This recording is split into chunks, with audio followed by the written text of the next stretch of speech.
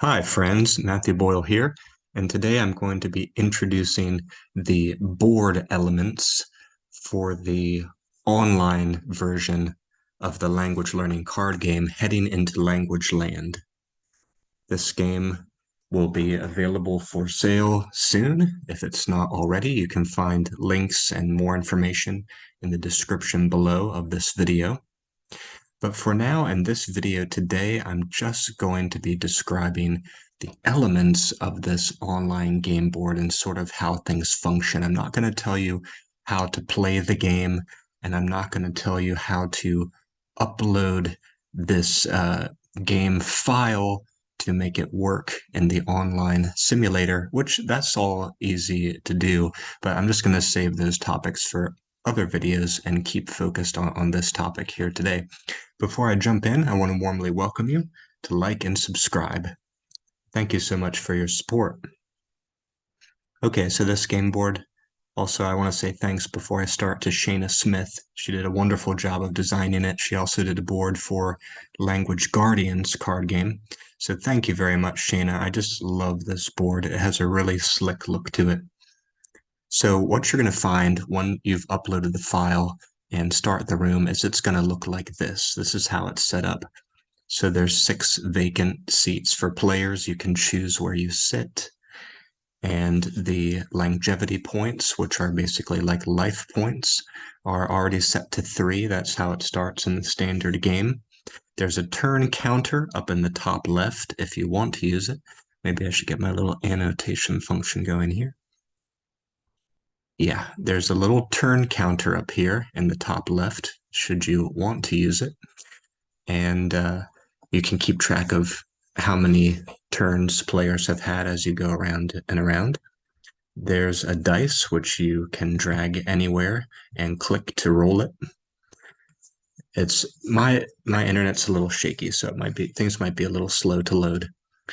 There's a little start button up here. This is to notify other players when you have started and ended your turn. So that's what this little button is up here. There's some pawns. So you can choose your pawns and drag that to your seat. You also can choose your seat color, and all the seat colors that you can select from are able to be matched to the pawn color if you like. So you can have a red seat area and also the red pawn, and that can really help other players to know who's who while you're playing. It's just one more way to let them know, which could be good.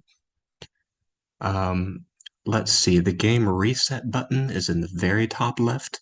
That will reset the whole game. I'm not going to show you now, but that will bring you back to square one if you need to.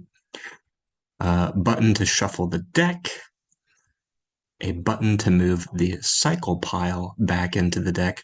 The cycle pile is for cards that get destroyed or used during the game, but could potentially or very likely will go back into the game.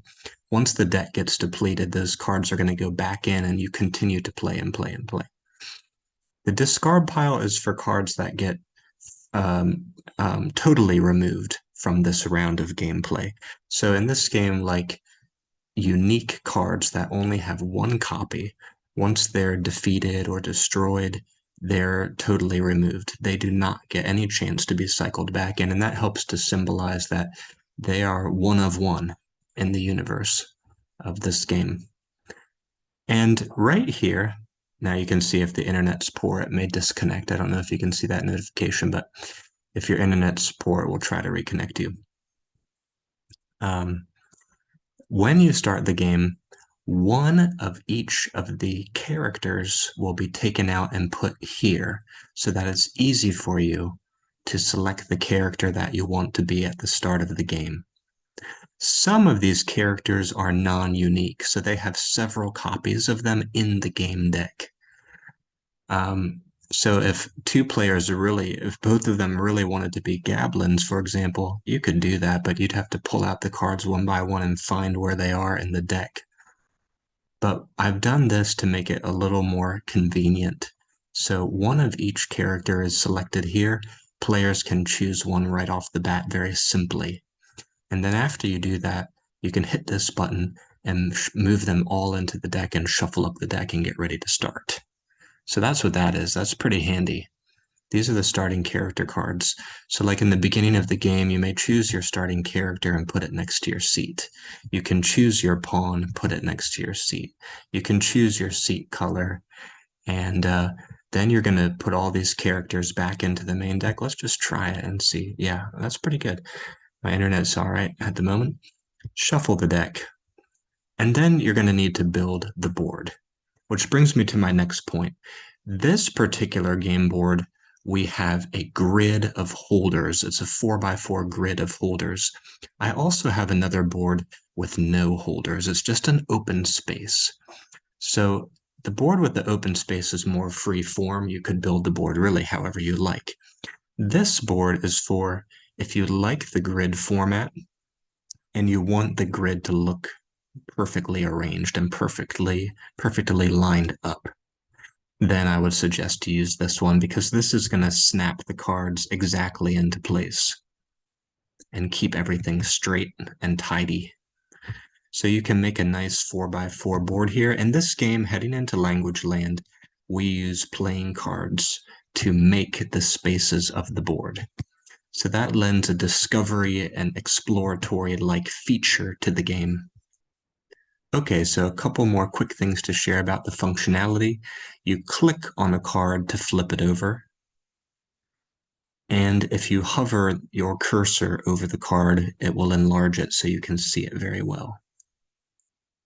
Okay, now again, I'm not explaining how to play the game in this video. There are other videos to explain how to play the game. There's also the PDF rulebook that you will get when you purchase the game.